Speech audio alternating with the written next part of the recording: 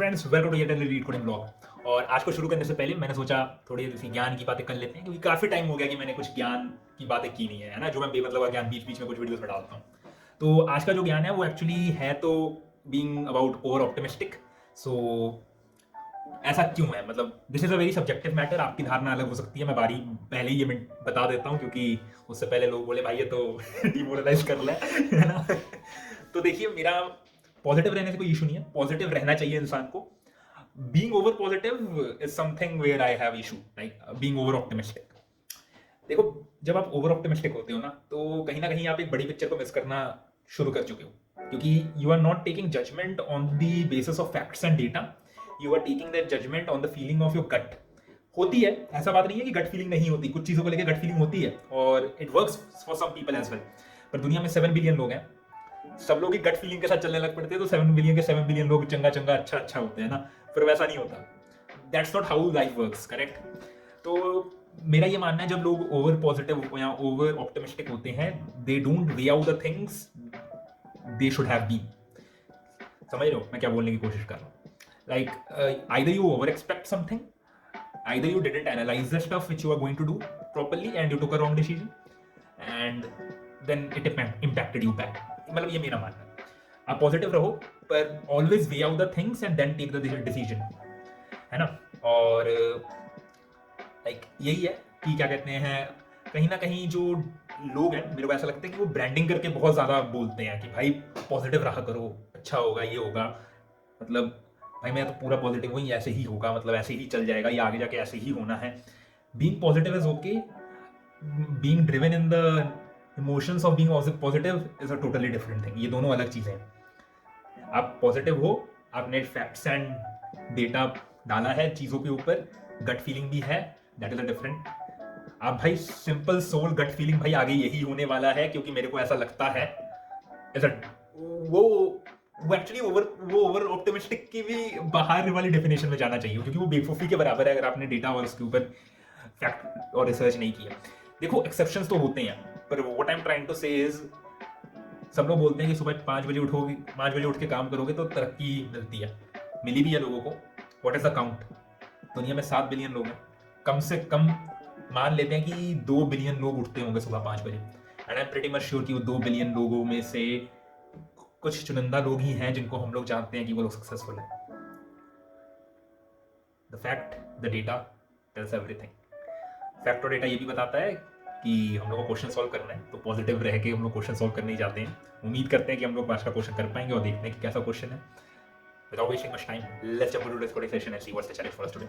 और हाँ, ये बातें सब्जेक्टिव थी, तो दिल पे ना लेना।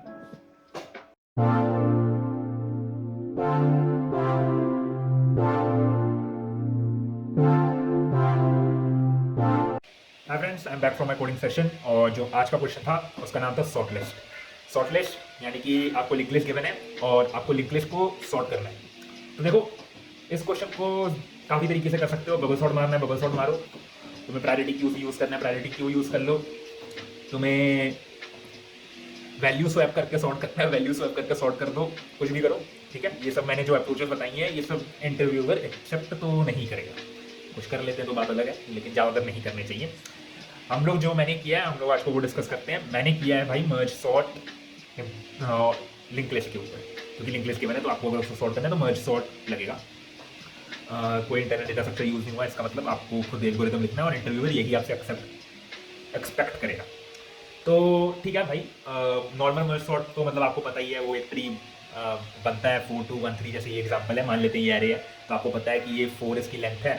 तो पहले आप 0,2 के लिए कॉल 1 के लिए कॉल करते हो, अगली बार आप 2,3 के लिए कॉल कर लेते हो, है ना। मतलब जो आपका सॉर्ट एल्गोरिथम है, फिर उसकी पार्टीशनिंग होती है, तो एक ट्री बनता है। मतलब 4 2 1 3 है, तो भाई ये टूटेगा 4 2 में, ये टूटेगा 1 3 में, फिर ये आगे इंडिविजुअली टूटेगा 4 2 में, ये टूटेगा 1 3 में।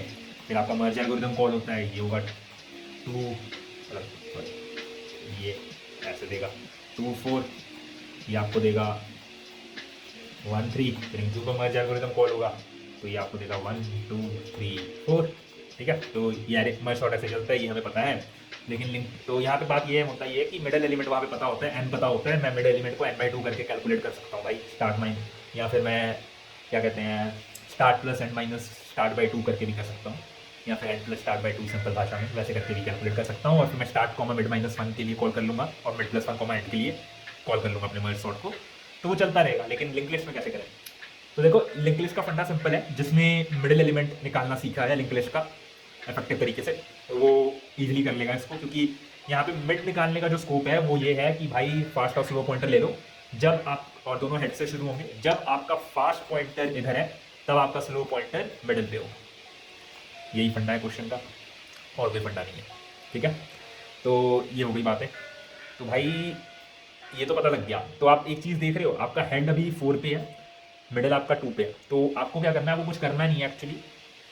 आपको बेसिकली ये ध्यान होना चाहिए कि आप अगर मर्ज कॉल करते हो, जो जहाँ पे पार्टीशनिंग करके कॉल करना है, एक आपको हेड के लिए कॉल करना है, दूसरा आपको स्लो पॉइंटर के नेक्स्ट एलिमेंट या स्लो मतलब मिडिल एलिमेंट से कंपेयर करना शुरू करना है, करेक्ट। तो लाइक जैसे ये 4 एलिमेंट है, 4/2 का मतलब यहाँ पे आएगा शायद पॉइंटर, तो फिर आप वहाँ से कॉल करना है, क्योंकि यहाँ से एक लिंक लिस्ट मिल गई है ना, इसको डिवाइड कर दिया तो उसमें एक लिंक लिस्ट ये हो गई, एक लिंक लिस्ट ये हो गई, है ना। तो आप एक बार देखो, एक के लिए पॉइंटर हेड एच पे है, दूसरे के लिए पॉइंटर स्लो पे है, तो एक बार हेड के लिए कॉल करना है, एक बार स्लो के लिए कॉल करना है। अगली बार जब इसको तोड़ोगे तब आपको ध्यान देना है कि ये जो 4,2 की लिंक लिस्ट है, जब इसका आप निकालोगे तब क्या होगा कि हेड भी इधर ही रहेगा, स्लो भी इधर ही रह जाएगा, फास्ट 2 पे पहुंच जाएगा, ये इधर ब्रेक हो जाएगा। तो जो कॉल होगी वो आपको एक हेड के लिए मिलेगी 4, अगली आपको स्लो के लिए मिलेगी जो कि है 4 का नेक्स्ट बेसिकली, तो फिर 2, तो सिंगल सिंगल एलिमेंट हो गए। ऐसे ही आपका जो है कॉलिंग चलती रहेगी। तो वो तो उम्मीद करता हूँ क्लियर हो गया होगा कि लिंक लिस्ट टूट कैसे रही है ना। उसके बाद कुछ है नहीं। देखो लिंक लिस्ट जब टूट जाती है, मर्ज एल्गोरिदम तो बहुत सिंपल है यार, मर्ज हमने काफ़ी बार किया है लिंक लिस्ट का, तो मैं उसमें ज़्यादा घुसूंगा नहीं, क्योंकि वो नई लिंक लिस्ट बनानी है, काफ़ी सिंपल स्ट्रेट फॉरवर्ड एल्गोरिदम है ये। मतलब कोड वॉक थ्रू जब कर रहे होंगे तब देख लेंगे एक बार कि नहीं बेसिकली क्या बोल रहा हूँ, कि आपको सॉर्टेड लिंक लिस्ट की पास हो रही है एक तरीके से जब मिलेगी यहाँ पे। मतलब मान लेते हैं लिस्ट 1, जब आप लिस्ट 1 के अंदर 3, हाँ, तो ये लिस्ट 1 में मतलब एक बार आपका 3,4 कॉल होगा और ये आपका 1,2 कॉल होगा लिस्ट 2 में। तो भाई कंपेयर होगा, सबसे पहले दोनों के स्टार्टिंग एलिमेंट कंपेयर होंगे 3 और 1, कौन बड़ा छोटा है, 1 छोटा है तो एक नया नोड बना दो 1 का, ठीक है। तो 1 प्रोसेस हो गया, तो 1 के ये वाला पॉइंटर जो इधर था इधर से हट के 2 पे चला गया, और ये भी पॉइंटर 3 पे रुका हुआ है। अगली बार कंपेयर होगा 3 और 2, तब आपका 2 ऐड हो जाएगा, और ये पॉइंटर यहाँ पे कुछ भी नहीं है तो ये पूरा खत्म हो जाएगा।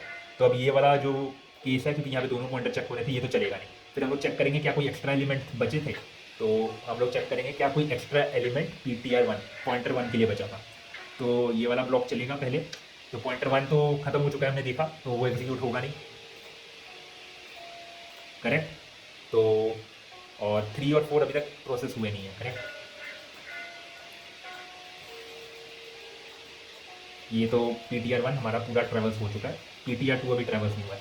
तो भाई वो सेकंड टाइम PTR2 के लिए चलना शुरू होगा, और हम लोगों ने करंट हमारा है तो करंट के नेक्स्ट में 3 डाल दिया, और ऐसे ही 4 डल जाएगा, पूरी लिंक लिस्ट सॉर्ट हो गई, आपने लास्ट में हेड रिटर्न कर दिया, आंसर आ गया। तो देखो मर्ज तो हमने देख लिया कि मर्ज कैसे चलता है। अब एक बार कोडिंग वॉक थ्रू देख लेते हैं कि रन करके टेस्ट केस कि कैसा है ये क्वेश्चन, और कौन एक जगह पे मैं अटका भी था, वो बहुत माइन्यूट सा केस है और अच्छा केस है एक्चुअली, मेरे को लगता है वो। देखो अगर तो हेड एम्प्टी है और हेड का नेक्स्ट एम्प्टी है तो रिटर्न हेड, मेक सेंस, समझ आता है। फिर हमने स्लो फास्ट पॉइंटर ले लिया और मैंने एक प्रीवियस पॉइंटर मेंटेन किया। ये प्रीवियस का खेला बहुत इंपॉर्टेंट है, मैं रन करके बताऊंगा क्यों, क्योंकि मेरे को भी समझना थोड़ा दिक्कत लगता है, लेकिन आइडिया आपको समझ आना बहुत ईजी है वो कि क्यों।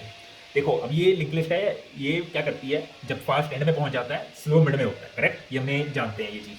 तो 4,2,1,3 है, जब वो 3 में पहुंचा होगा मेरा स्लो कहीं ना कहीं 2 पे होगा, करेक्ट है ना। और मेरे को अब एक बार इसके लिए कॉल करना है, करेक्ट, और दूसरा मेरे को इस यहाँ पे जो ब्रेक लगा है उसके बाद के लिए कॉल करना है। लेकिन एक प्रॉब्लम है कि ये लिंक लिस्ट है, अगर इसके नेक्स्ट में कुछ है तो उसके लिए भी तो कॉल हो जाएगा ना। आपने ब्रेक तो लगाया नहीं, तो आपको लिंक लिस्ट तोड़नी पड़ेगी, तो उसके लिए मैंने प्रीवियस एलिमेंट को अपने पास रखा हुआ है।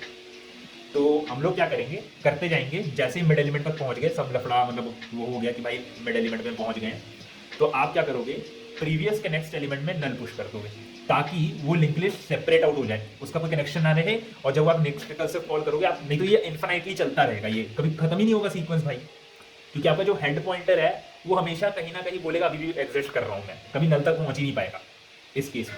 इसलिए आपको इस लिंक लिस्ट को इस लिंक लिस्ट से सेपरेट करने के लिए इसके नेक्स्ट में नल डालना पड़ेगा।